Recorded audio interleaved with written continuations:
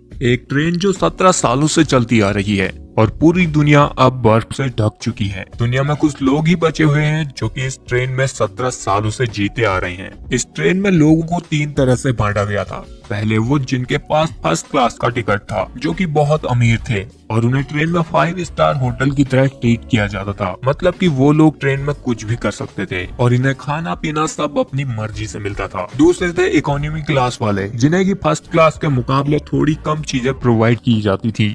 और तीसरे थे थर्ड क्लास के लोग, जो कि इस ट्रेन में फ्री में चढ़ाए गए थे। इन बेचारों को अच्छा खाना तो छोड़ो, नहाने के लिए पानी तक नसीब नहीं था। इन लोगों को खाने में सिर्फ एक प्रोटीन बार दिया जाता था, जिसे कि ये लोग पिछले 17 सालों से खाते आ रहे थे।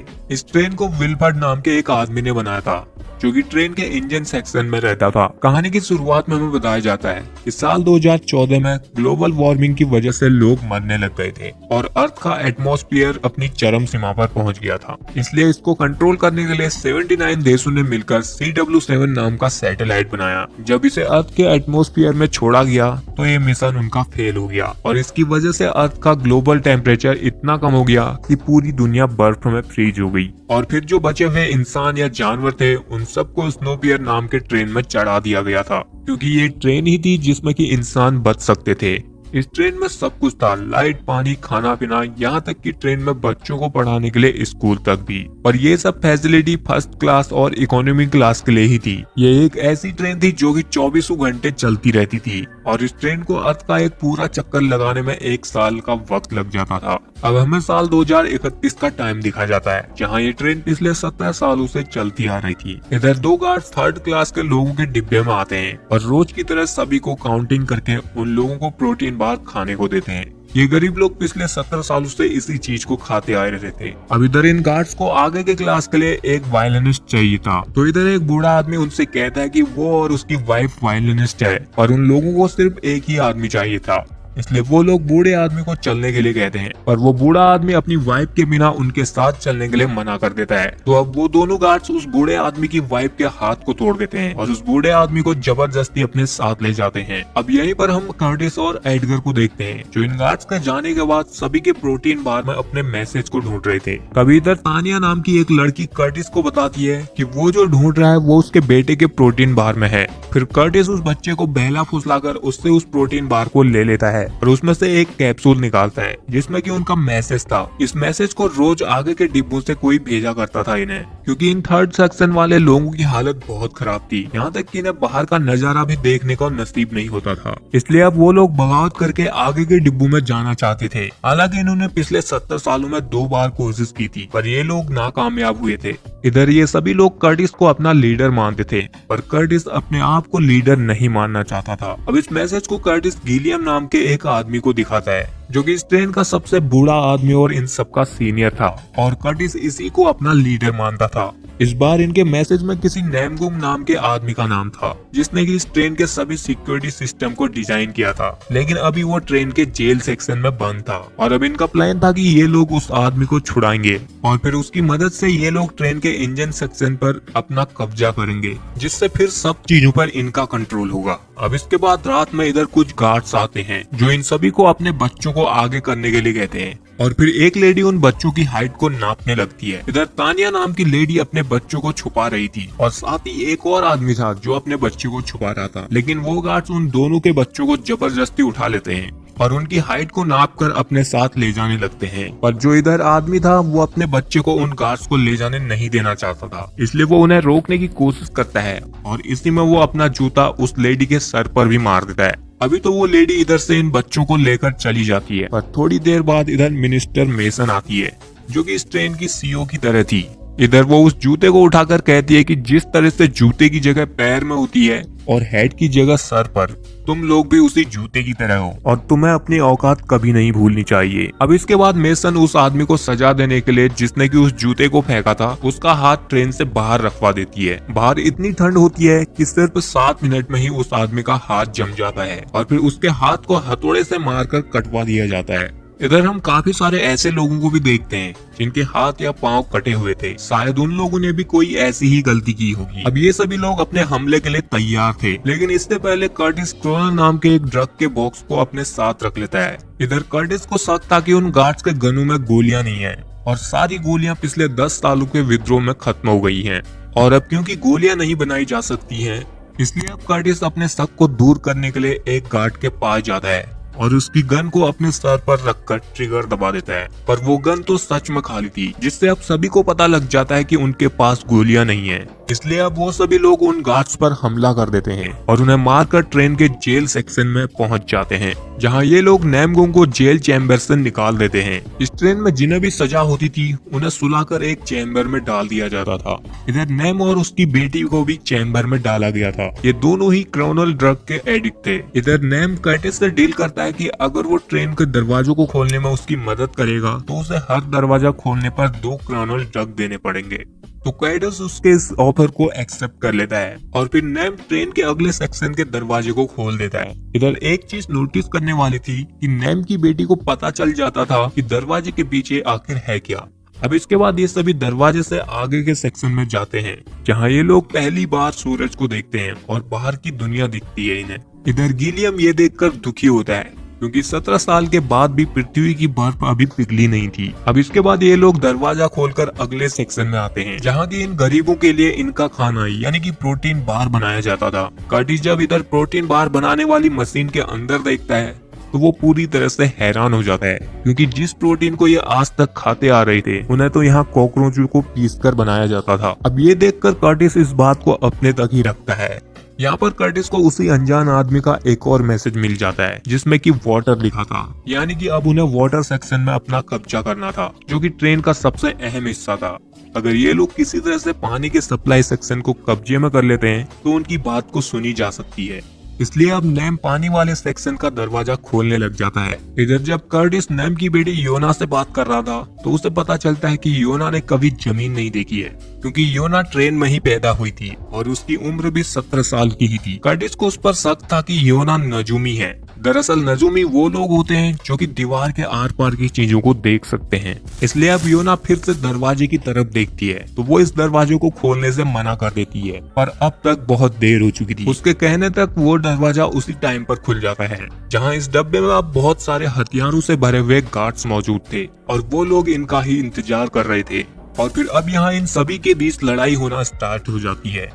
लेकिन थोड़ी देर बाद इधर एक अनाउंसमेंट होती है। ये सभी लोग अब रुक जाते हैं। इस अनाउंसमेंट में बताया जाता है कि ट्रेन अब उनके न्यूयॉर्क बेंचमार्क ब्रिज से गुजरने वाली है। ट्रेन के इस ब्रिज से गुजरने पर इन्हें पता चल जाता था कि साल भर कंप्लीट हो गया है। और फिर जब ये ट्रेन इस ब्रिज से गुजरती है तो ट्रेन के गार्ड्स हैप्पी न्यू ईयर चिल्लाने लग जाते हैं। लेकिन ट्रेन के आगे के ट्रैक पर बर्फ की बहुत बड़ी चट्टान बन चुकी थी, जिससे कि ये ट्रेन तोड़ते हुए आगे बढ़ती है, जिस वजह से ये ट्रेन हिलने लग जाती है। तो ये सभी लोग नीचे बैठ जाते हैं। पर इसी के बीच में नैम अपनी बेटी योना को ब्रिज से नीचे खाई में गिरा हुआ एक प्लेन दिखाता है, जो कि अब पिछले साल के मुकाबले इस बार काफी साफ दिखाई दे रहा था, जिसका मतलब साफ था कि बर्फ अब धीरे धीरे पिघल रही है। तभी इधर अब ट्रेन की सीईओ मेसन आ जाती है। वो इन सबको कहते हैं कि तुम लोग अपनी औकात भूल रहे हो। तुम्हें तो विलफेड का शुक्रिया अदा करना चाहिए कि उसने तुम लोगों को ट्रेन में चढ़ाया और तुम्हारी जान बचाई और तुम्हें खाना दिया, और अब तुम उसका बदला पानी की सप्लाई पर कब्जा करके ट्रेन का बैलेंस बिगाड़ना चाहते हो। इसलिए वो अब इन्हें सजा देने के लिए अपने गार्ड्स को इनमें से 74% गरीबों को मारने का ऑर्डर दे देती है। उसका ऑर्डर सुनते ही उसके सभी गार्ड्स नाइट विजन गॉगल लगाकर इन्हें मारने के लिए तैयार हो जाते हैं, क्योंकि ट्रेन अब एक लंबे टनल से गुजरने वाली थी। और फिर जैसे ही ट्रेन टनल से गुजरती है तो वो लोग इन गरीबों पर हमला करना शुरू कर देते हैं, जिसमें इनके काफी सारे लोग मारे जा रहे थे। तो अब कर्टिस अपने पीछे वाले साथियों को आवाज लगाता है और उन्हें मसाल लेकर आने के लिए कहता है। और फिर इधर बहुत सारे गरीब लोग मसाल जलाकर ले आते हैं और उन गार्ड्स के साथ लड़ने लगते हैं। इधर लड़ाई के दौरान एक आदमी लेडी मेसन के एक कमांडर को पकड़ लेता है, पर लेडी मेसन उसे मरने देती है। और फिर लेडी मेसन का एक गार्ड कर्टिस के दोस्त एडगर को पकड़ लेता है और कर्टिस को रुकने के लिए कहता है, पर कर्टिस के सामने लेडी मेसन थी तो वो उसे पकड़ने के लिए जाता है, क्योंकि अगर उसने उसे पकड़ लिया तो सब कुछ वो रोक देगी। लेकिन जब तक कर्टिस लेडी मेसन तक पहुंचता है तब तक वो गार्ड्स एडगर को मार देता है। और फिर अब कर्टिस लेडी मेसन को पकड़ लेता है, जिसके बाद लेडी मेसन अपनी जान बचाने के लिए इन सभी गार्ड्स को रोक देती है। और फिर सभी गरीब लोग लेडी मेसन को बंदी बना लेते हैं और उसे टॉर्चर करके अपने बच्चों के बारे में पूछते हैं। तो वो उन्हें बता दिए कि वो बच्चे सभी विल्फ्रेड के पास हैं और विल्फ्रेड को बच्चे बहुत पसंद है। तो अब कर्टिस उसे विल्फ्रेड को यहाँ बुलाने के लिए कहता है, नहीं तो वो लोग पूरे ट्रेन के पानी की सप्लाई को रोक देंगे। तो इस पर मेसन उसे बताती है कि उन्हें इससे कोई फर्क नहीं पड़ेगा, क्योंकि इस सेक्शन में पानी फ्रंट वाले इंजन सेक्शन की तरफ से आता है, जहां बर्फ को पिघलाकर पानी इधर सप्लाई किया जाता है और यहां से पानी रिसाइकल होकर पीछे के डब्बों में जाता है। और फिर जब कर्टिस मेसन को मारने की धमकी देता है तो मेसन उसे कहते हैं कि अगर उन लोगों ने उसकी जान बख्श दी तो वो उन्हें विल्फ्रेड तक पहुंचाने में उनकी मदद करेगी। इसलिए अब कर्टिस उसकी इस बात को मान जाता है। और फिर रात में कर्टिस और गिलियम जब बात कर रहे थे तो गिलियम कर्टिस को बताता है कि हमारे बहुत सारे आदमी मारे जा चुके हैं। तो अब कर्टिस उसे कहता है कि आप सब लोग अब यहीं रुकेंगे, क्योंकि अब उनके पास मेसन है, तो वो लोग इंजन तक आसानी से पहुंच जाएंगे। और फिर जब इंजन पर उनका कब्जा हो जाएगा तो वो लोग उन सबको बुला लेंगे। इसके बाद गिलियम कर्टिस को कहता है कि जब तुम इंजन सेक्शन में पहुंचोगे तो उधर तुम्हें विल्फ्रेड मिलेगा और वो तुम्हें अपनी बातों में उलझाने की कोशिश करेगा, लेकिन तुम सीधा उसकी जुबान काट देना, क्योंकि वो अपनी बातों में उलझाने में माहिर है। जिसके बाद अब कर्टिस अपने 6 लोगों के ग्रुप के साथ मेसन को लेकर आगे बढ़ता है और बाकी के सब गरीब लोग यहीं पर रुकते हैं। अब ये लोग आगे बढ़ते हैं तो इन्हें सबसे पहले फार्म सेक्शन मिलता है, जिसमें सभी अमीरों के लिए फल व सब्जियां वगैरह उगाई जाती थी और अगले सेक्शन में बहुत सारी मछलियों को पाला जाता था। इधर एक सैफ भी था। अब ये लोग उधर सुशी खाने में लग जाते हैं, क्योंकि आज तक इन लोगों ने कभी मांस नहीं खाया था। इधर मेसन उन्हें बताते हैं कि वो लोग इस एक्वेरियम में कुछ लिमिटेड फिशेस को ही पालती हैं ताकि ट्रेन में बैलेंस बना रहे। और फिर जब वो सुशी खाने लगती है तो कर्टिस उसे रोककर कॉकरोचों से बनाया गया वो प्रोटीन बार उसे खाने को देता है, जिसे मेसन को ना चाहते हुए भी खाना पड़ता है। अब इसके अगले डिब्बे में एक स्कूल था जहां अमीरों के बच्चों का ब्रेन वॉश करके उन्हें पढ़ाया जाता था। इन सभी को विल्फ्रेड को एक भगवान की तरह बताया जाता था, जिसने की इंसानियत को बचाया है। और उन्हें पिछले डिब्बे में रहने वाले लोगों को घटिया और कमीना वगैरह बताया जाता था। अब इधर तानिया अपने बच्चों की फोटो दिखाकर उन बच्चों से पूछती है कि क्या उन लोगों ने उसे कहीं देखा है। तो इधर एक बच्चा बताता है कि वो लोग पीछे से आए और डिब्बे में आगे चले गए। और अब ये ट्रेन एक ऐसी जगह से गुजर रही थी जहां से पिछली बगावत में कुछ लोग ट्रेन से बाहर कूद गए थे, पर बाहर के टेम्परेचर में आते ही वो लोग फ्रीज होकर मारे गए थे और उनकी बॉडी अभी भी वहीं पर जमी हुई थी। इधर इन बच्चों की टीचर बच्चों को ट्रेन के बाहर उनकी बॉडीज दिखाती है और उन्हें बताती है कि अगर ट्रेन का इंजन रुका तो वो लोग भी फ्रीज होकर जम जाएंगे, इसलिए ये ट्रेन ही उनका घर है और उन्हें किसी भी हालत में ट्रेन से बाहर नहीं जाना है। तभी इधर एक आदमी बहुत सारे अंडों को लेकर आता है और उन्हें न्यू ईयर की खुशी में बांटने लगता है। वो इधर एक एग से भरी टोकरी को बच्चों की टीचर को भी देकर जाता है और खुद पानी वाले सेक्शन में अंडों को बांटने के लिए जाता है। इधर इन गरीबों को आज तक लगता था कि अंडे और चिकन बहुत पहले ही खत्म हो चुके हैं, इसलिए वो लोग एग को देखकर हैरान थे। और फिर वो अंडे देने वाला आदमी उन्हें कहता है कि ऐसी बहुत सारी चीजें हैं जो लोगों को लगता है कि ट्रेन में खत्म हो चुकी है, जैसे कि गन्स में बुलेट का ना होना। ऐसा कहकर वो अपने एग वाली टोकरी में से एक मशीन गन को बाहर निकाल देता है और उन सब पर हमला करके अपने गार्ड्स को छुड़ाकर उन्हें भी अपनी गन दे देता है। और फिर वो लोग उन गरीबों को मारना शुरू कर देते हैं। और उधर वो स्कूल टीचर भी एग की टोकरी में से एक गन को निकालकर कर्टिस और उसके साथियों पर हमला कर देती है, जिसमें कर्टिस का एक साथी मारा जाता है और तभी कर्टिस का दूसरा साथी उस टीचर के गले में चाकू फेंककर उसे मार देता है। और फिर जब कर्टिस और उसके साथी जब सीसीटीवी स्क्रीन पर देखते हैं तो वहाँ वाटर सेक्शन में उन गार्ड्स के इंचार्ज फ्रैंको ने बहुत सारे गरीबों को मार दिया था। और फिर वो उनके लीडर गिलियम को भी सीसीटीवी कैमरा के सामने लाकर उसके सर पर गोली मार देता है, जिसे देखकर इधर कर्टिस को बहुत गुस्सा आता है और वो गुस्से में अब मेसन को भी मार देता है। जिसके बाद कर्टिस, तानिया, नेम और उसकी बेटी आगे के डिब्बों में जाते हैं, जहां वो लोग देखते हैं कि अमीर लोग तो अपनी जिंदगी बड़े ऐशो आराम से जी रहे हैं और यहाँ अमीरों के लिए बहुत अच्छी अच्छी सुविधा थी, जैसे कि अमीरों के लिए हॉस्पिटल, टेलर, ब्यूटी पार्लर और स्विमिंग पूल जैसी 5 स्टार वाली सुविधाएं थी। और फिर इधर जब नेम अगले सेक्शन के दरवाजे को खोल रहा था तो यहाँ पर फ्रैंको अपने गार्ड्स के साथ पहुंच जाता है और इन पर हमला कर देता है। ये सभी उसका मुकाबला करते हैं, पर वो इधर कर्टिस का एक साथी और तानिया को गोली मार देता है। और फिर जब वो नेम की बेटी को मारने वाला था तो नेम उससे लड़कर उसे रोकने की कोशिश करता है और तभी कर्टिस फ्रैंको को चाकू मारकर उसे मरने के लिए यहीं पर छोड़ देता है। अब इधर मरने से पहले तानिया कर्टिस को अपने बेटे टिम्मी की फोटो देकर उसे ढूंढने के लिए कहती है। जिसके बाद कर्टिस, नेम और उसकी बेटी योना इंजन सेक्शन की तरफ जाते हैं, जहां जाते वक्त आगे के डिब्बों में अमीर लोग पाउडर के नशे में पार्टी कर रहे थे। ये देखकर इधर नैम और उसकी बेटी योना उनसे बहुत सारे क्रोनल ड्रग को अपने पास इकट्ठा कर लेते हैं, जिसके बाद ये तीनों इंजन सेक्शन के पास पहुंच जाते हैं। जहां पहुंचते ही कर्टिस अपना आपा खो देता है और गुस्से में उस दरवाजे को खोलने और तोड़ने की कोशिश करता है, क्योंकि यहाँ तक पहुँचने में कर्टिस ने अपने बहुत सारे लोगों को खो दिया था। और फिर नैम कर्टिस को शांत करता है और उसे दुनिया की अपने पास बची हुई एक आखिरी सिगरेट पीने के लिए देता है। जिसके बाद इधर कर्टिस नैम को अपने पास के बारे में बताता है कि जब 18 साल पहले धरती पर सब कुछ जमना शुरू हुआ था, तो विल्फर्ड के गार्ड्स ने बहुत सारे लोगों को ट्रेन के आखिरी सेक्शन में डाल दिया। वहाँ कम से कम 1000 लोगों को भरा गया था और 1 महीने तक उधर ना कोई खाना मिला और ना ही पानी। इसलिए सारे लोग भूख के मारे एक दूसरे को ही काट कर खाने लग गए थे। और इसी वजह से कर्टिस खुद से भी नफरत करता था, क्योंकि उसने इंसानों और बच्चों का मीट खाया हुआ था। कर्टिस उसे बताता है कि उसने बहुत बड़ी गलती की है। उस टाइम पर एक औरत थी जो अपने बच्चों के साथ छुपी हुई थी, और भूख के कारण कर्टिस ने उसके बच्चे को खाने के लिए छीना और उसकी माँ को मार दिया। पर जैसे ही वो उस बच्चे को काटने वाला था, तो गिलियम ने उससे चाकू छीन लिया और अपना हाथ काट कर उन लोगों को खाने के लिए दे दिया।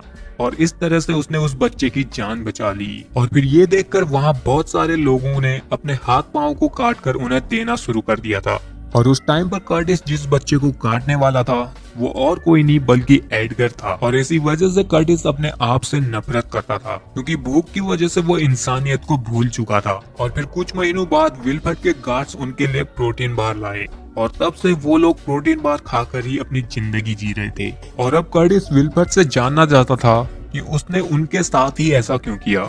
इसलिए वो नैम को जल्दी से दरवाजा खोलने के लिए कहता है, लेकिन नैम उसकी सारी बातों को सुनकर कहता है कि उसकी कहानी बहुत दुख भरी है और उन्हें ट्रेन के इंजन के डोर को नहीं बल्कि ट्रेन के बाहर के दरवाजे को खोलना चाहिए, क्योंकि अब बाहर की बर्फ पिघल रही है। वो पिछले 10 सालों से न्यू ईयर बेंचमार्क ब्रिज से नीचे देखा करता था, तो उसे पहले खाई में एक प्लेन का सिर्फ टुकड़ा दिखाई देता था, पर अब वो प्लेन पूरी तरह से दिखाई देने लग गया था, जिसका मतलब साफ था कि बर्फ पिघल रही है और बाहर अब जिया जा सकता है। और इसलिए ही नैम क्रोनल ड्रग को इकट्ठा करता था, क्योंकि उस ड्रग को बहुत ज्यादा मात्रा में एक्सप्लोजन होकर बॉम्ब की तरह ब्लास्ट किया जा सकता था। और इससे वो अब इस ट्रेन के दरवाजे को उड़ाना चाहता था, ताकि वो लोग इस ट्रेन से बाहर जा सके। लेकिन कर्टिस को उसकी बातों पर भरोसा नहीं होता। उसे लग रहा था कि क्रोनल का ज्यादा नशा करने से नैम का दिमाग खराब हो गया है। और फिर तभी इधर इंजन सेक्शन से विल्फर्ड की सेक्रेटरी आ जाती है, जो नैम को गोली मारकर यहीं पर मरने के लिए छोड़ देती है और कर्टिस को विल्फर्ड से मिलाने के लिए इंजन सेक्शन में ले जाती है, जहां विल्फर्ड सबसे पहले कर्टिस का स्वागत करता है और फिर उसे कहता है कि तुम 18 साल में ऐसे पहले इंसान हो जो कि यहाँ ट्रेन में पिछले हिस्से से आगे के इंजन सेक्शन तक पहुंचे हो। और फिर वो उसे बताता कि मैं ही तुम लोगों के लिए वो सीक्रेट मैसेज भेजा करता था, क्योंकि ट्रेन में हर 5 या 10 सालों में विद्रोह करवाना जरूरी है। और ये सब गिलियम के साथ उसका एग्रीमेंट भी हुआ था, ताकि ट्रेन में संतुलन बना रहे और लोगों की आबादी कम हो। कर्टिस को जब पता चलता है कि गिलियम भी इसमें शामिल था, तो वो पूरी तरह से हैरान हो जाता है और वो विल्फर्ड की बातों पर यकीन नहीं करता। तो अब विल्फर्ड उसे बताता है कि उन लोगों को बगावत करके सिर्फ एक दरवाजे को खोलकर अगले सेक्शन में आना था, ताकि उन्हें और जगह मिल सके। लेकिन गिलियम ने उन्हें रोका नहीं, इसलिए उसे मरना पड़ा। इसके बाद विल्फर्ड लास्ट सेक्शन में उस एग वाले आदमी को कॉल करता है, जिसने कि सभी गरीब लोगों को बंदी बनाया हुआ था। और फिर विल्फर्ड उन सभी को मारने के लिए उसे ऑर्डर दे देता है और उनमें से 18 लोगों को ही जिंदा छोड़ने के लिए कहता है, क्योंकि ट्रेन को चलते हुए 18 साल कंप्लीट हो गए थे। और फिर वो एगमैन विल्फर्ड का ऑर्डर मिलने के बाद वो उन सभी 64% गरीब लोगों को मार देता है, जिसकी आवाज विल्फर्ड कर्टिस को सुनाता है। फिर विल्फर्ड उसे कहता है कि यहाँ ट्रेन में रिसोर्सेज बहुत कम हैं और लोग बढ़ते रहते हैं, इसलिए उन्हें इस तरह के कदम उठाने पड़ते हैं और लोगों को लड़ाना या उनके मन में बगावत का ख्याल डालना पड़ता है। इसके बाद अब विल्फर्ड कर्टिस को ट्रेन के इंजन पर ले जाता है और उसे अपनी पोस्ट ऑफर करता है, क्योंकि अब विल्फर्ड की उम्र हो चुकी थी, वो इस ट्रेन को अकेला संभाल नहीं सकता था। और उधर बाहर अब नैम और योना होश में आ जाते हैं, जहाँ इन्हें मारने के लिए फर्स्ट क्लास के लोग आ गए थे। और इन्हीं में सभी गार्ड्स का लीडर वो फ्रैंको भी था, जो उधर लड़ाई में जिंदा बच गया था। और फिर इधर नैम और उसकी लड़ाई हो जाती है। तो अब नैम की बेटी योना इंजन सेक्शन का गेट खोलकर विल्फर्ड के असिस्टेंट को मारकर बेहोश कर देती है और उस क्रोनल को ट्रेन के दरवाजे पर लगा देती है। और फिर वो कर्टिस के पास माचिस मांगने के लिए जाती है, जहाँ कर्टिस विल्फर्ड की बातों में आकर एक पल के लिए मैनिपुलेट हो गया था। लेकिन फिर तभी योना को फील होता है कि जिस जगह पर वो लोग हैं उसके नीचे कोई है, इसलिए वो टाइल को निकालने लगती है और ऐसा करता देख कर्टिस भी उसकी मदद करता है। और जब ये दोनों उस टाइल को खोलते हैं तो उसके अंदर टीमी और एंडी काम कर रहे थे, जिसे देखकर कर्टिस को बहुत गुस्सा आता है और वो विल्फर्ड को एक जोर का मुक्का मारकर उसे गिरा देता है, जिसके बाद वो योना को माचिस देता है और टिम्मी को बाहर निकालता है। और फिर योना उधर उस टनल में आग लगा देती है, जिससे इस ट्रेन में बहुत बड़ा ब्लास्ट होता है और फिर एक बहुत बड़ी बर्फ की चट्टान ट्रेन को नीचे गिराते हुए उसके सभी डिब्बों को गिरा देती है, जिससे ट्रेन के सभी लोग मारे जाते हैं। सिर्फ टिम्मी और योना ही बचे होते हैं, जिसके बाद ये दोनों उस ट्रेन के डिब्बे से बाहर आते हैं और धरती पर पहली बार कदम रखते हैं, जहां इन्हें दूर पहाड़ी पर एक सफेद भालू दिखाई देता है, जिससे ये बात साबित हो जाती है कि अर्थ अब वापस जीने लायक हो गया है। और यहीं पर इस मूवी का एंड हो जाता है। ये मूवी हमें हमारी ह्यूमन सोसाइटी को दर्शाती है, यानी कि जिस तरह से ट्रेन में लोग अलग अलग क्लास में बांटे गए थे, उसी तरह से हमारी दुनिया या सोसाइटी में भी लोग अलग अलग क्लास में बटे हुए हैं। और जिस तरह से मूवी में पिछले सेक्शन के लोग फर्स्ट क्लास सेक्शन में बेहतर जीवन की उम्मीद में लड़ते हुए आगे बढ़ते हैं पर एंड तक सिर्फ एक ही पहुंच पाता है, उसी तरह से हमारी सोसाइटी में भी सक्सेस पाने के लिए लोग कदम बढ़ाते हैं पर सक्सेस सिर्फ कुछ लोगों को ही मिल पाती है, यानी कि सभी का सक्सेस होना तो इम्पॉसिबल है। ऐसा हुआ तो रिसोर्सेस कम पड़ जाएंगी और लोग कुछ करेंगे ही नहीं। और जिस तरह से मूवी में अमीर लोग गरीबों का शोषण करते हैं और उन्हें अपने बाप की जागीर समझते हैं, उसी तरह से हमारी दुनिया में भी कुछ लोग ऐसे होते हैं। चाहे अब हम ट्रेन के स्कूल वाले सीन को ही देखें, जहां बच्चों का ब्रेन वॉश करके उन्हें इन्फ्लुएंस किया जा रहा था और वो बच्चे उन बातों को सच मान रहे थे, उसी तरह से हम लोग भी कभी कभी दुनिया की बातों में आकर किसी गलत चीज के लिए इन्फ्लुएंस हो जाते हैं। आज की ये कहानी यहीं पर एंड करते हैं। अगर आपको वीडियो पसंद आया तो वीडियो को लाइक शेयर कीजिए और हमारे चैनल को सब्सक्राइब जरूर कर लेना।